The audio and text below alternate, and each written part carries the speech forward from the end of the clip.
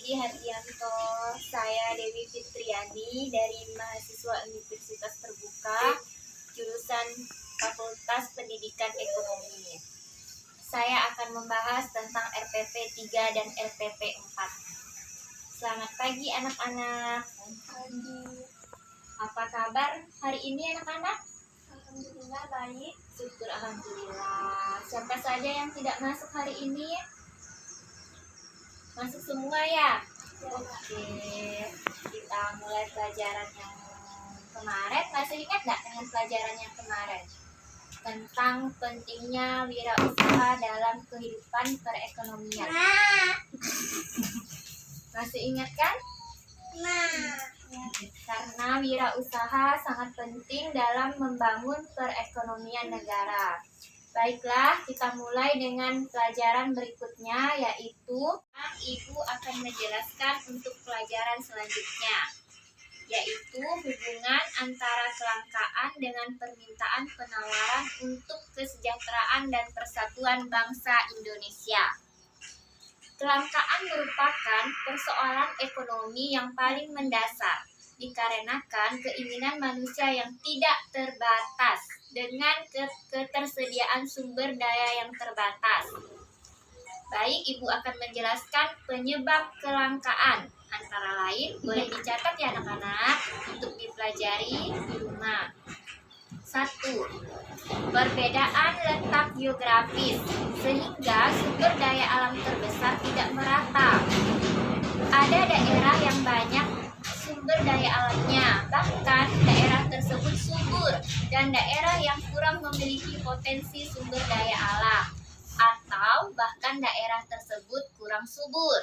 Perbedaan geografis ini berpengaruh pada kekayaan sumber daya masing-masing daerah. Yang kedua, pertumbuhan penduduk lebih cepat dibanding pertumbuhan barang produksi, sehingga menimbulkan kesenjangan antara kebutuhan dengan permintaan persediaan barang dan jasa. Yang ketiga, keterbatasan kemampuan produksi barang. Yang keempat, perkembangan teknologi yang tidak sama.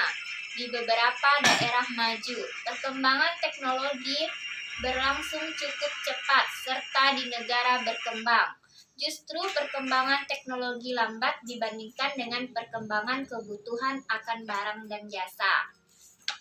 Itulah salah satu penyebab terjadinya kelangkaan. Sudah jelas anak-anak? Faktor penyebab kelangkaan dapat menimbulkan penawaran dan permintaan terhadap barang dan jasa. Penawaran terhadap barang dan jasa akan melimpah terjadi pada daerah yang kelebihan hasil produksinya. Kelebihan penawaran ini akan mengakibatkan harga barang pada daerah tersebut menjadi murah. Semakin banyaknya barang, maka barang itu akan semakin murah. Daerah yang kekurangan sumber daya akan menyebabkan kelebihan permintaan, sehingga barang pada daerah yang kekurangan menjadi mahal. Untuk mengatasi kelebihan kurangnya sumber daya dengan melakukan distribusi barang dan jasa. Sekarang Ibu akan menjelaskan tentang distribusi. Distribusi adalah kegiatan menyalurkan barang dari produsen ke konsumen, baik secara langsung maupun tidak langsung. Apa distribusi? Kegiatan menyalurkan barang dari produsen ke konsumen, baik secara langsung maupun tidak langsung. Sesuai dengan fungsinya, pasar merupakan tempat promosi, distribusi, dan pembentukan harga. Pasar merupakan tempat terjadinya transaksi jual beli. Kaitannya antara pasar dengan produksi adalah pasar merupakan tempat atau lembaga untuk mendistribusi barang dan jasa dari produsen ke konsumen.